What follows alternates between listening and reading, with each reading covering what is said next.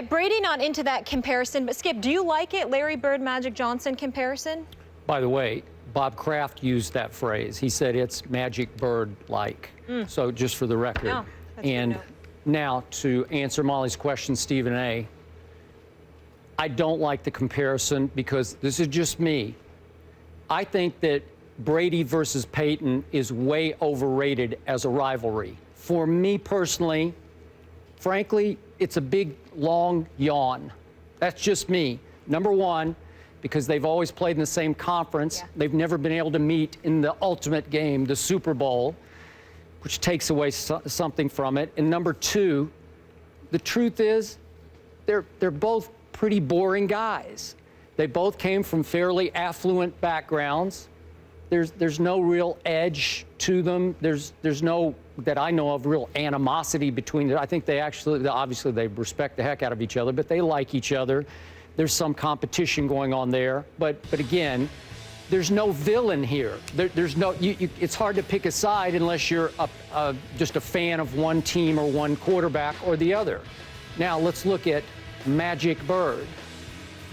Their rivalry detonated on the biggest stage in college sports in the national championship game of college basketball, 1979. I was there, Salt Lake City. It was a sight to behold.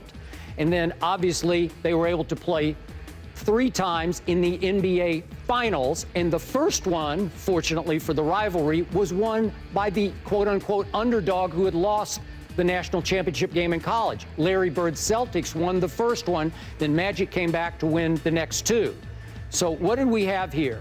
We had a Larry Bird who was the self-described hick from French Lick, as in Indiana, versus Lansing, Michigan, gone Hollywood. Here was Irvin Johnson with the single greatest nickname in the history of sports, Magic. How can you do better than Magic? And to me, Irvin Johnson had the single greatest smile in the history of sports. For me, the most captivating, sort of beloved personality. Ali had a great personality in different ways, but just as a beloved figure, Magic was at the top of the list. So here you obviously had black versus white, but beyond that, you had East Coast versus West Coast. You had Fabulous Forum in Los Angeles and Inglewood versus the Boston Garden, hallowed ground.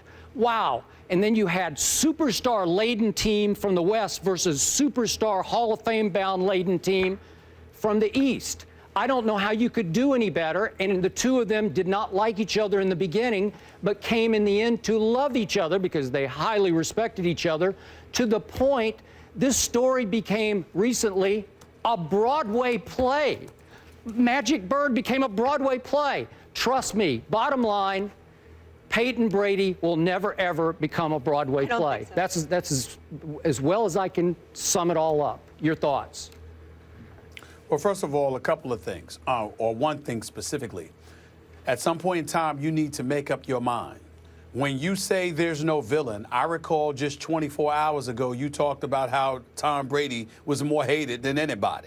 Now you're saying that there's no villain? No, I mean, between the two of them, Now, I agree with what you're saying. No, I don't think it's like the public doesn't think that. When you think of the rivals, it's not that Tom Brady's ever been a bad guy where you could, yeah.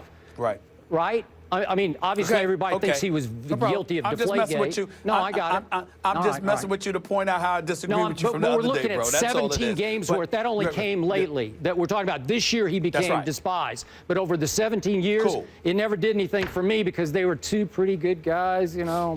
Okay, go ahead. I would tell you in a strange roundabout way, and on this show, we never run away from the subject of race.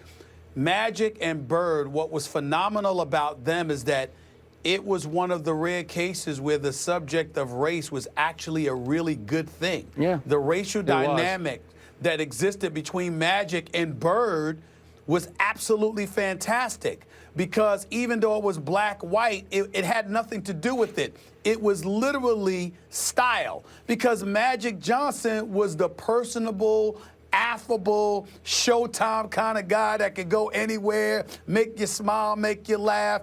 all about having a good time. Yeah. It was Bird that was the stoic, pragmatic, no nonsense, all about business, getting it done kind of guy. So it's like, and they were from two different worlds in terms of basketball because of their style, because Lansing ain't that different from French Lick as far as I'm concerned. I don't know that for sure, but stands to reason. But their style, how they were as people, and I watched that documentary with Bird and Magic, and they would talk about how Bird would want to go out the back door when they were in Barcelona, and they said Magic, he's going out the front door. And Magic's going out the front door. He wants to be everybody. He wants everybody, he wants the cameras flashing. Right. He wants to shake hands and all of that other stuff. So, I mean, nobody was hated. The only reason you hated Magic was because you were favoring the Boston Celtics. And the only reason you didn't like Bird was because he wasn't Magic and you loved Showtime and LA and all of that stuff.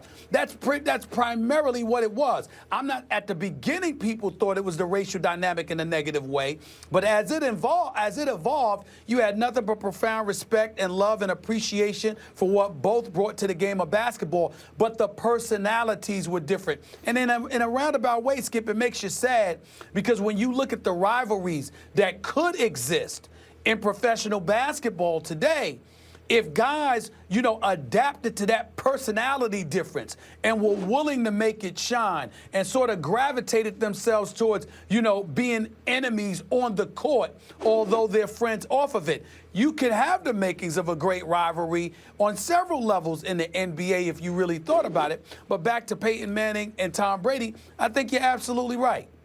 We'll never, it doesn't compare to Magic and Bird. It's not even close. And not only that, Brady, 4 Super Bowl rings to 1 means something. It matters. The consistent level of dominance that the New England Patriots have put forth compared to Peyton Manning being in Indy, being one and done 9 different times, having a 12-13 overall playoff record. You look at those kind of things, there's no rivalry in that regard comparable to Magic and Bird. You expected Magic and Bird to be on a collision course, and it was usually one or the other that made it when they didn't meet one another. Whereas with the Patriots and Peyton Manning, it's usually the Patriots that are the last one standing. And that's really what it comes down to. And like you said, it's a conference championship game because they were in the same conference. You never had to concern yourself with them meeting for all the marbles on the line.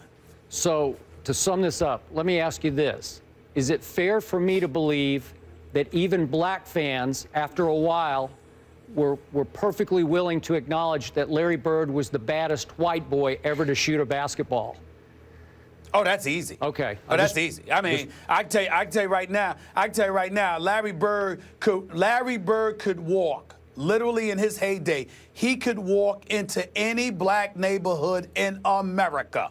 And they'd be like, hey, that's Larry Bird. Come on over, because he could ball. He could ball. And Dominique Wilkins, said it best. That's a bad boy and what have you. And not only that, let's give Larry Bird profound respect. When you could play, first of all, when Larry Bird sat up there and said he didn't see color, I want everybody to know it was truly believable in the black community. Everybody looked it up. Oh, we believe that because Larry Bird didn't care. You could either play or you couldn't. And Larry Bird would give it to you. And I'm going to tell you something else. When he got into that fight with Dr. J, folks in the black community weren't mad at him. They respected him for it because we found out why. When Dr. J yacked him, why? What happened? How could the doctor, Julius Erving, resort to violence? Why would he do this? And then we found out it's because Bird said, I'm going to hit this J right here. I'm gonna come right here and I'm gonna put this in your face right here. I'm gonna do this to you. I'm gonna do that to you. And then he did it. We were like, oh, that's why he hit you? Oh, well, damn, Doc, something wrong with you. You should have stopped him. That's how we were thinking about it. We like, and we love Julius Erving, but you couldn't take anything away from Bird. Bird was a bad somebody. He was the bad man. He was a somebody. Long before Aaron Rodgers ever came along. He was a bad. Larry Bird was the truth. Ain't no question about that. And there hasn't been anything like him since either. Nah. No. Dirk, give Dirk Nowitzki some props, though. Because Dirk has hit a lot of big shots in his career. He just hasn't been to the finals but twice. That's the problem. How about with Dirk anything Nowitzki. like him, born and raised in the USA? No. There's Thank only you. one Larry Bird. That's right. That's There's why only they one call Larry. it the golden era. Yes. Magic 5 rings, Bird 3, Manning 1, Brady 4. Brady has an opportunity to do something that has never been done, be the first quarterback with 5 rings. We'll see if that happens. So the guys aren't into this comparison. Are they into the NBA All-Star rosters? The starters are set. And Dwayne Wade has no complaints, putting up this Throwback Thursday pic of his squad on IG with the caption, "I get to be a starter in the All-Star game once again with my brother."